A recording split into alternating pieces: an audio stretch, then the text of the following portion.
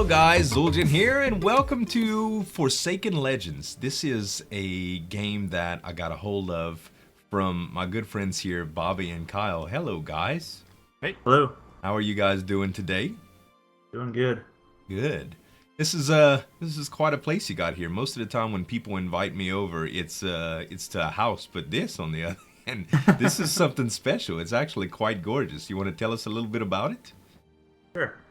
So Forsaken Legends is a game that we've been working on for about 7 months here. It's kind of a mouthful for a title, but it's it's a sandbox, procedurally generated, open world RPG with survival twists. So it's kind of a mix of all genres. You know, we just took the good stuff that we liked out of all of those genres and put them into one game. That makes a lot of sense. So I'm a big fan of survival and open world stuff. But what I'm used to as far as survival is it's never procedurally generated. How do you guys pull that off? Do you want to talk a little bit about that, Kyle? Or? Sure. So we're using Wolf. new service. Oh God. Can't you see we're trying to do a video here, Wolf? Good son. All right. Good deal. So our backend is being powered by a service from Improbable called Spatial OS, which is a distributed server model, which takes a lot of different servers and sort of combines them into one large, powerful box. Oh, okay. Which lets us scale up and down on demand. So we don't need to worry too much about if we're overloading a server, because if that's the case, we can just throw more money, resources at it, and problem solved. That's pretty cool. So you can literally have 1,000 players going in 1,000 different directions as far out as they want, and they'll all have different experiences. They'll see different stuff, and they'll be able to continue going indefinitely. There's no end of the map, so to speak. Exactly. Right. Yeah. Wow, Yep. That's very, very impressive. Typically, like what we struggle with a lot of times in multiplayer games is lack of real estate. You know, I see here we have some stuff built. And this is pretty important in all survival games. Like, people naturally want a place to put their stuff and go and protect and collect things. And a lot of this is what I would consider what makes these games so fun, is base building and being able to collect things like that. And if it's procedural, how in the world, if you get real far away from this thing, can you find your way back? You might not be able to find your way back if you're running, but we have like teleportation systems to where you can get to, key points of interest. Oh, especially nice. your home base. So if you have an area that you can set as sort of home and at any given point return to. Right, and I suppose maybe as a spawn point you can have it your home. Exactly. To where if you die, you could just end up home, re-equip or whatever. How's that gonna work? When you die, are you gonna lose equipment, or how's that gonna work? It depends on what part of the world you're in. We're splitting the world up into quadrants, so like a fourth of the world will be PvP, a fourth of the world will be PvE, and then the bottom quadrants of each of those will be hardcore. So we're trying to make it so players, players can play the game however they want and not have to worry about a game mechanic that they really don't enjoy, such as PvP or if they don't like hardcore. So if you're in a hardcore area, the losses for death will be a lot higher than if you're in a normal area. Right. So you might have to do a corpse run to try and find your body before somebody else does to get whatever was in your bags, or an armor piece or something like that. So no matter how you like to play, they'll be a part of the world. And since it's procedurally generated and endless, you've got all the real estate you could ever want to play however you want to play. Right. And that's actually really, really good. For a long time, I played competitive in multiplayer, and then sometimes you just don't want to do that. And some of the more successful MMOs that I've played have had abilities to kind of just turn PvP off, or pretty much not be susceptible to it until you pick a fight. And there were certain zones that PKs or murderers would be roaming around that you would just avoid. But typically those areas had higher end resources, right. or the resource concentrations were higher. So if you wanted the goods, you had to go to those areas, Right. So that's a pretty good system and stuff. So how does the building work? I really like the textures that you guys got going on here. Thanks. So basically it's a socket based construction system. So you build a foundation, and then you put the structures up like foundations, and then you can put your walls, your ceilings, your what do you call them? Stairs. Okay. So you can put, how do you put foundations again? Is it the one key? Yep. Okay. And what I really liked earlier that you guys showed me is that you can stack foundations. So it's something that we struggle with in one of my favorite survival games that we play, Ark. What basically happens is we get to a point to where we have to either build on pillars or you have to build on foundations, and naturally they both come with different aesthetic treatment. And a lot of us came from games like Minecraft to where we really love to build pretty stuff that's not necessarily the most efficient. Naturally, we'd like it to work well, but it sometimes doesn't, and it's hard to get between looking good and working well at the same time. But this seems to be pretty darn good. These guys don't give up, do they? They do not. Sheesh. They're definitely not camera shy. I like how Another you thing can about go the- into toggle like this, though. It's good. Another thing about the foundations, also for the aesthetic thing that you're talking about, is they're exactly 1/2 height of a wall. So 2 foundations equals 1 wall height precisely. So you can line stuff up and continue building that way as well. You can use foundations as really fatty walls too if you're trying to build a thick wall and Right. not let anybody in. Right, and that's going to be important because you guys said that y'all are working on where the AI can actually infiltrate and damage a base, or in PvP naturally they can damage a base. So you'll have to get it to where it's fortified to where you can actually defend it. And if someone does manage to get through your base in specific zones, I suppose they'll be able to do like a base raid, like take your belongings and run away with them. Yep. Wow. Oh, okay. And it all depends on what zone you're in. Right. Excuse me. Right. So if you're Right. PvE, then you don't have to worry about that. But you'll still have to worry about monsters coming through, and if you run into your Right. base, they'll come find you.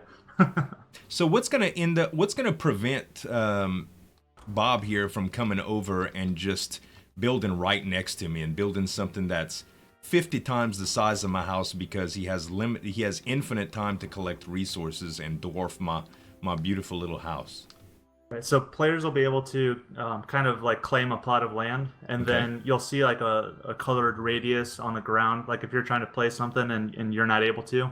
So you'll be able to see like your property lines and things like that. So you'll have a good chunk of land. Oh, nice. And then we plan on allowing players to expand that, with just in-game gold and things like that to expand their territory. And guilds will also be able to claim a massive plot of land so that they can build huge fortresses for their people as well. Very, very cool, man. It seems. And since it's all procedural and endless, you never have to worry about, if somebody found an awesome spot next to a lake, all you got to do is run for 5 minutes and find and you'll another find another lake. That is actually really, really good, man. Real estate, we fight over spots, when we start new maps and things of that nature. Everybody will just talk about which places they're gonna have and stuff. Right. I was a little late to the party, but there's my fireworks. Take that, wolf corpse. Now, looting, I thought this was pretty interesting. Earlier, I got some interesting items. Oh yeah, here's one. Test junk of endless fortune. So tell us about the loot system. The loot system is all procedural as well. So we have a base set of items, and then every time an item is generated for looting purposes, it basically gets a modifier put on top of it. And then there's the rarity level, just normal, rare, common, epic, that sort of a thing. So the loot is completely procedural. So we're also allowing players to be able to equip something like a runestone, where if you're looking for spell power gear and you don't want to just get random drops, you'll be able to equip that, and then it'll give you like an extra 10 or 15% chance to proc spell power gear. So you can kind of influence the randomness. Right. Now, as far as the level system and the skill system goes, you guys were showing me, as you can see on my board, ladies and gentlemen, there's a ton of different spells and stuff that you've been seeing me use here. But what it comes down to is there's a little class system. If I hit, forgive me if I'm wrong here, if I hit P, you can equip your different things from the spell book. There's a few different classes to choose from: archer, fighter, healer, rogue, tank, technician, and wizard. and within them are abilities and trees. Now you can mix and match these, from what I understand, in any degree that you like, and put points as you get them when you level up into the things that you want stronger. So if you, for instance, are a fighter or a rogue that just wants a minor heal spell for the times that you just want to kind of regenerate some health and get moving, but not exactly something that would be a full-fledged support to a party, you can do that. You can have an archer maybe that's a little bit tankier than normal archers, while maybe losing a little bit of DPS. That way, when something gets closer, your survivability is a little bit better if you choose to play alone or something. Do I have that right? Yep. And All right. Yep. So basically, we wanted to. One of our key goals with this is to let players play the way that they want to. So we didn't want to do the normal where you log into a game and you have to choose how you want to play your entire character for the life of the character. We don't want to lock you down to a class or anything like that. So if you want to respec and come up with something else, you're able to do that, and then just create endless kind of hybrids. So you can always have the play style that you enjoy. So if you want to switch it up, you just hit a few buttons and you can get new gear. You put the new gear on, choose your new skill set, and you've got a completely different play style that you can enjoy. That's really cool. So no need for respecking potions or a limited number of respecs or anything like that. Right.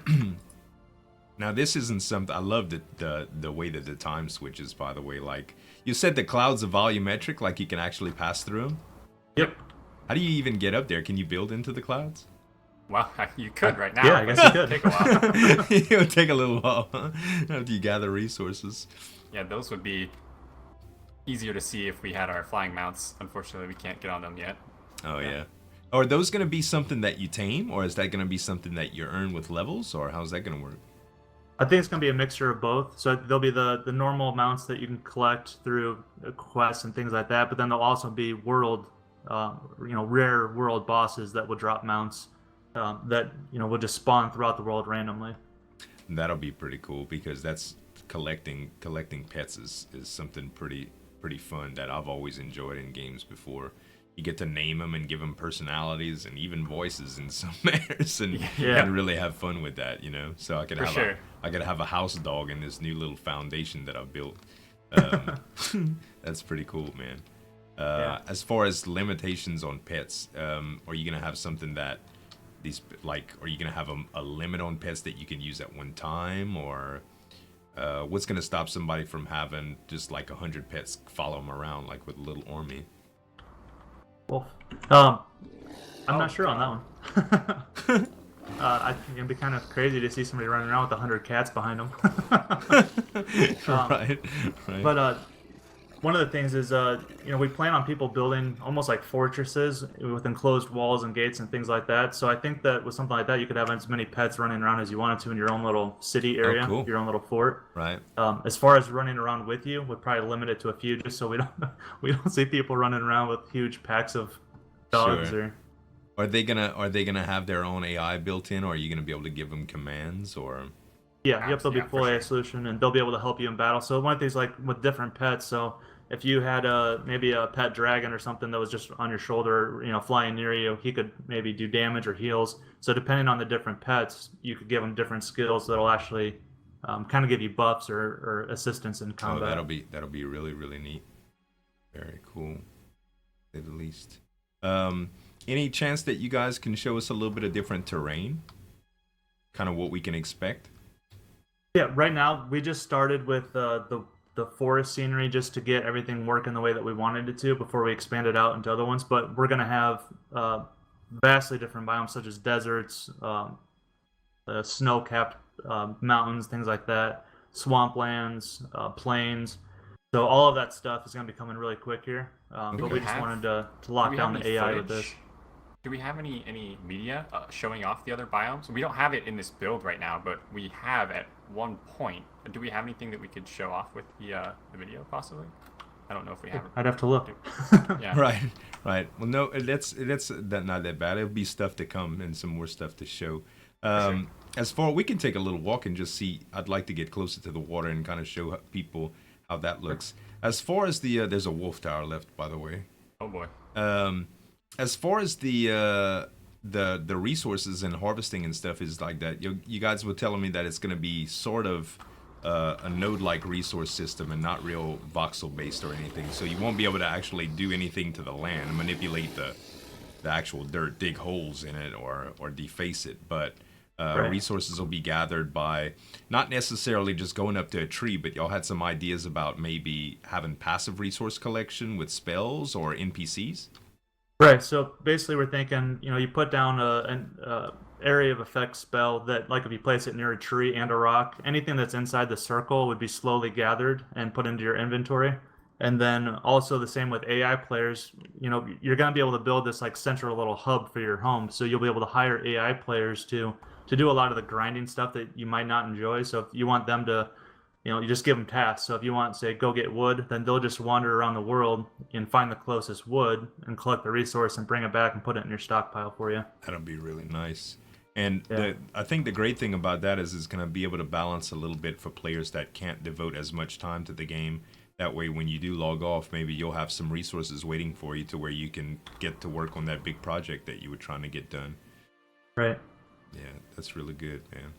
And of course, if you're in a PvP zone, you might have to send some soldier AI out with your gather AI. Otherwise, other players can come along and take them out and steal all their resources while they're on their way back to your base. So I think that would actually be a great way to hunt resources down. That would actually be a lot of fun. Yeah, taking the bandits role and stuff. You'd go out hunting for things that you can pack in on resources, and sometimes I'm sure you'd probably run into things that you weren't ready for and get killed. Oh man, that's pretty cool. That's really, really cool. Well, guys, I think I got a good impression of what the game's gonna be like, and if y'all would talk about what your mission is. I know y'all originally talked to me about what stage of the game that you guys were in, and what you guys are trying to do. Bobby, you want to talk a little bit about that? Sure. So we've been working full time on this for about 7 months. We really wanted to have a solid base before we reached out to anyone to show our game off. Mm-hmm. So the problem that we're running into right now is that we've got a lot of the programming systems in place, but we don't have a lot of the artwork to go into it for, like, the other biomes or monsters, things of that nature. Right. So we started a pre-launch campaign last week, and we're giving people that come on board this early, because we are before early access. I don't even consider us early access. Players will be able to play the game. So if you come on board, anyone that's in the pre-launch will be able to play the game in regular intervals. We plan on having a new build every 2 weeks for the base level, and then for some of the higher levels, you'll have a new build every week. But we're trying to raise funds to get a lot of the artwork in place so that we can get more towards an early access stage. So right now it's a little rough around the edges, but players will definitely be able to log in, run around, and do the same stuff that we're doing, fight the monsters. Right. And just try out the game, get the mechanics, and as new features are introduced, they'll be able to play those. Right. Now, you said the game, once it does come out, once it is released, it is going to have a subscription model. But anybody that signs up now is going to have free access until that the actual game is released, plus 30 days into the release. Correct. And I don't want to promise anything, but we are looking into other ways to keep the subscription model very limited. Okay. But I can't make any promises on that. But as of right now, we're just saying that it's going to be a subscription model just to be safe, so that nobody's throwing a curveball. They come in like, this is not what I've signed up for. Right. Exactly. Right. So that's pretty cool, man. Well, guys, I'm going to leave that to you. If you check in the description, there'll be a link below to some information on how you can support the project, how you can get into it, and possibly play a little bit yourself of this game called Forsaken Legends. And at least check out what we have. And there's going to be weekly developments, as the guys stated. And I personally am in love with the concept, being that it's a little bit of mix of all my favorite genres kind of rolled into one. Is a pretty exciting prospect. And I tell you what, I can't wait until you guys have a little bit in here for me to do like a little mini Let's Play. I want to go on a quest, build a fort, fight some monsters, get some loot, and see what I can find out here. Yeah, definitely. Cool. Stay tuned. Yeah. Well, that's going to be it for today, guys. Thank y'all so much for watching. If you enjoyed the video, give us some dap on that like button to show you support from my channel and the series. And if you're new, you could subscribe as well. Thanks so much for watching. As always, this is Uljan signing off, and we'll see you next time.